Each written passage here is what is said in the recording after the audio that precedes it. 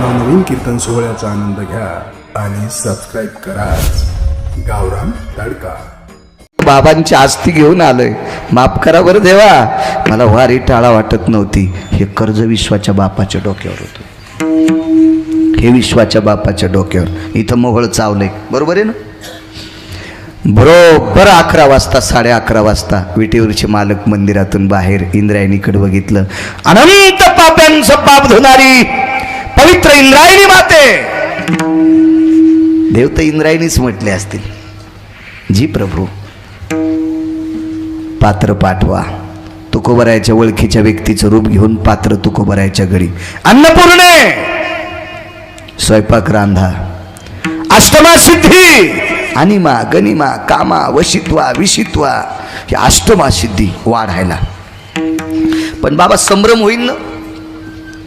जिजाबाईनं पाहिल्याबरोबर अष्टमा सिद्धी माहेरच्या बायकाचं रूप घेतलं. ताई कोणी कोण आलतात, जिजी कोणी कोण आलतात, नानी कोणी कोण आलतात.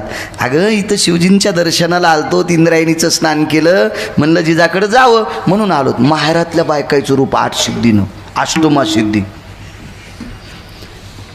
बाबा इथपर्यंत ठीक आहे, पण पित्र जेवायला आल्यावर पाय कोणी धुवायचेत? तुकोबर आहे तर मला येतात, पाय कोण धुवायचेत? आपण का देव आपल्या पुढं नाचत नाही याचा एक छोटासा पुरा. वेळ संपलाय ना, 10 मिनिटे पक्क सांगायचं बरं. हो, कारण काय होतंय, संचयमुळेच काही लोक पडत आहेत. संचयमुळेच हो, संचय हिशोबात असले पाहिजे. संचय नुसती गाडीत बसायला आणि दणके दुसऱ्याला द्यायला, त्याच्यामुळं लय घोळ होतो नव्हते. त्याच्यामुळं संचय चांगले असले पाहिजे. बाजूच्यानं खरंच सांगावं राहू. आमचा एक पाहुणा म्हणला मला त्या गावानं धोका द्याला म्हणून मी पडलो. नाही, गावाला दोष देऊ नको, ते कार्यकर्तेच फुटले होते, संचय फुटले नाही का नाही. त्याच्यामुळं संचय चांगले असले पाहिजे. काय सांगू लागलो, पाय कोणी द्यायचे? बाबा 3 जण भाऊ, दोघायला एक मुलगा, एकाला काहीच नाही. 3 भाऊ. ज्याला काही नाही तो मृत्यू पावला. त्याचं प्रेत भिंतीला टेकवलं, भिंतीला प्रेत टेकवलं. बाई रडत बसल्या, आपले पती गेले. भावकीच्या सोयरे धारे सगळी लोक धावत आली.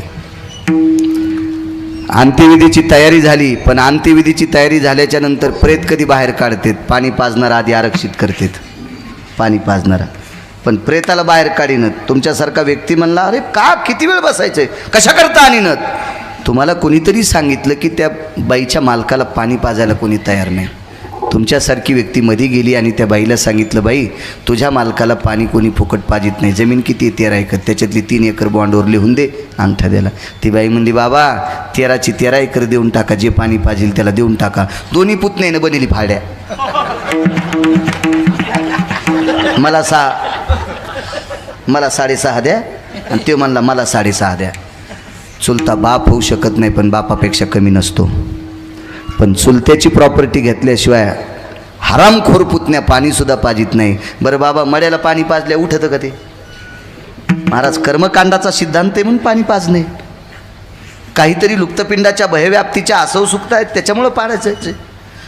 पण यानं पाणी पाजल्याच्या नंतर चुलता काही उठणार नाही. तरी पण 6.5 एकर जमीन घेतल्याशिवाय पुतण्या चुलत्याला पाणी पाजू शकत नाही. महाराज इथं तुकोबरायच्या वडिलांचे पाय कोणी धुवायचेत? आता पितर समजून, वडील समजून पाय धुवायचेत ना.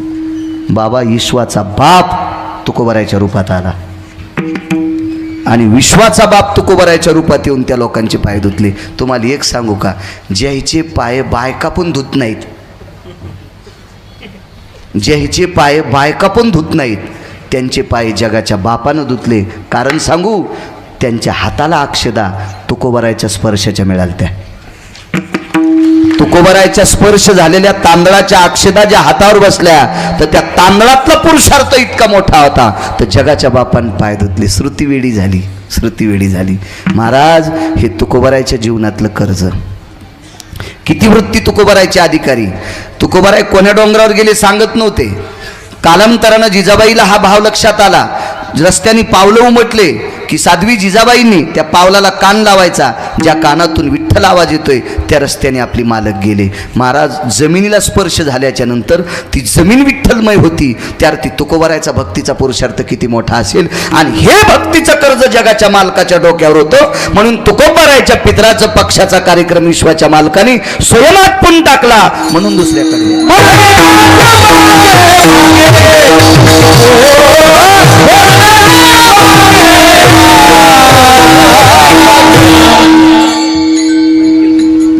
अर्जुनाची पत्नी झाला एका दिवशी. बाबा नुसती साडी नेसून नाही, कायान पालटे पुरुषार्थ हा संपूर्ण पुरुषार्थाच्या इंद्रियाचं स्त्रीच्या इंद्रियात बदल केला आणि काम्यक नावाच्या वनात अर्जुनाचा काम तृप्त केला. कमी नाच नाही का? आपलं नुसतं तोंड भजन करते वेळ मिळाल्यावर. अर्जुनाचं तोंड भजन करत होतं नवल नाही. अर्जुन झोपी गेल्याच्या नंतर त्याच्या अंगावरचे रोम, अर्जुन मालकांच्या रोम सुद्धा कृष्ण कृष्ण म्हणत होते. कोपे तरी निवांतच आहे, ऋषे तरी बुझावीत जाय. नवलपी सदैव वेडा झालता वेडा. हा पुरुषार्थ असावा आपला, हे भक्तीचं टोक असावं आपलं, तरी विश्वात जगता येते. नाहीत कोण्या दिवशी बाप येऊन मुंडी पिळील काही सांगताच येत नाही. मला इतके बोल वाढवा, हां बुटकभर पाण्यात नका समाधान मानू. एक डोळा धुणं होईन आणि कशाला दुसऱ्याला आंघोळ घाली तू. आमच्या जिल्ह्यात एक पैलवान गाजलं, कोणाला मोजीच न बाबा. हा आणि मग कंबर मोडून मला दंड थापटायला. आम्ही म्हणलं येडपडीस का काय तू? गायक असेल, कीर्तनकार असेल, मृदंगाचार्य असेल, नित्य नूतन सतत सतत बोल पाठ करायचे. आम्ही सतत शास्त्र पुराण पाहायचे, पाहुणी ग्रंथ. तुम्हाला जितकी स्वराचं ज्ञान वाढवता येईल तितकं वाढीत राहायचं, तर कोणी भेटणार नाही. नाही तर बाप तयारच आहे. ते गाजलं पहिलं आणि ते म्हणलं कोणीच नाही. म्हणलं पलीकडे हा आपल्यासारखा नाही, त्या जिल्ह्यातला आपल्यासारखा नाही. अरे म्हणलं मी काल पाहिला. कोणा पाहिला? आमक्या बा. कसा पाहिला? म्हणलं डोळ्यानं पाहिला. कस काय म्हणता? म्हणलं तोंडानं म्हणतो. चला तिथपर्यंत, रिकामं नाही म्हणलं. तेच गेलं. आज्याची प्रॉपर्टी होती, साखरेच्या पोत्यातला मुंगळा होता. किती खावायची काही अक्कल नाही. 9 क्विंटल तर बदाम खाल्ले होते. आणि मग गाडीत बसून त्या गावात गेलं. त्या गावात संघ होते 4-5 जण बिनशेपटीचे याच्या संघ. तिथे गेल्यावर म्हणले पैलवान, ते खाल्लाकडे घरे. तिथे म्हातारी होती 92 वर्षाची, भाकरी टाकू लागली. आजी पैलवान मा नातू आहे. कुठे गेलाय? उसाल पाणी भरायला. आणि ते म्हणलं पैलवान दारी धरी तू का? आता हे साखरेच्या पोत्यातलं मुंगळं होतं ना, याला काहीच माहीत नव्हतं. मकाचे कणस बुडात लागत आहेत का, शेंड्याला लागत आहेत का, मधात लागत आहेत, हे असं होतं ना ते. आणि त्याला काय शेतीचं कळतं. म्हातारी म्हणली उसाला कवा येतो? 1ला लाईन जाते, 1:30ला येतो. बसलं तिथंच. म्हातारी भाकरी करू लागली, उपाशी चालते. जेव्हा ते 5 आणि हे 6 सगळ्याला एक भाकर वाढली आणि कोरडी भुरकी वाढली. का कोण भेटेल सांगता येत नाही. आपला भक्तीचा पुरुषार्थ ना अर्जुनाचा वेगळा, द्रौपदीचा त्याच्याही पेक्षा वेगळा. याच्यावर सांगतोय, 10 मिनिटात संपून टाकतो. योग असा आला बाबा, बाईनं कोरडी भुरकी वाढीन भाकरी वाढल्या. तर पैलवान काय नाही म्हणलं, संगचं म्हणलं आजी हे काजून बदाम खाणारे, याला कोरडी भुरकी कशी खाता येईल? दिसणं का तुला कळडी वाढ्यात ना? आणि ते म्हणलं कळडीची आरड घ्यावं लागते, नाही तर घाण्यावर न्यावं लागतात. म्हातारी म्हणली आमची इथं कोणाला टाईम नाही, ज्याला तेल खायचं ती कळडी पिळीत आहे.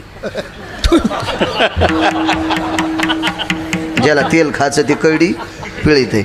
झुरळ्या लोंबलेली म्हातारी 92 वर्षाची. जुन्या काळातली म्हातारी तंबाखू खात नव्हती, न सोडीत नव्हती, काय नाही, अशी साधी बाई होती ती जुन्या काळातली.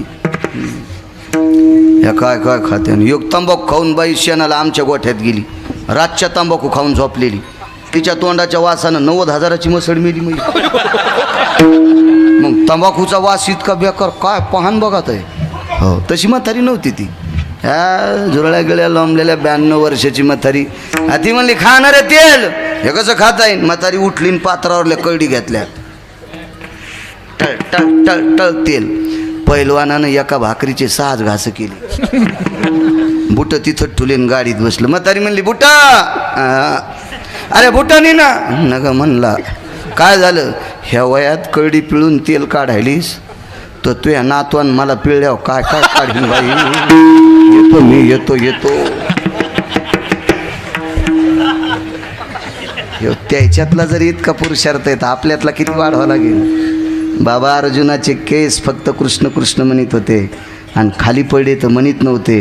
द्रौपदीच्या डोक्याचे केस खाली पडल्यावर बी कृष्ण म्हणत होते. मग विराटाच्या घरी नष्टचर्येत पहिल्याच दिवशी देव गेले आणि देवानं सांगितलं, द्रौपदी केस जिथं इंचरतीस ते शेणानं जमा करी जाय. 8व्या दिवशी शेणाचे गोळे जाळून टाकी जाय. कारण हस्तिनापुरात आणि इंद्रप्रस्थात 6 लोकांना माहीत आहे द्रौपदीचे केस खाली पडल्यावर कृष्ण म्हणतात. ह्या उकांड्याला जर गुप्तचारानं कान लावला तर उकांडा विठ्ठलमय होईल, कृष्णमय होईल आणि लक्षात येईल द्रौपदी इथं आहे आणि द्रौपदी इथे आहेत ती पांडव इथे आहेत. पुन्हा 12 वर्ष वनवास आणि 1 वर्षाचा अज्ञातवास. दृष्टांत संपला. द्रौपदीच्या डोक्याचे पडलेले खाली पडलेले केस जर कृष्ण म्हणत असतील तर ते शरीर किती नामी झालं असेल.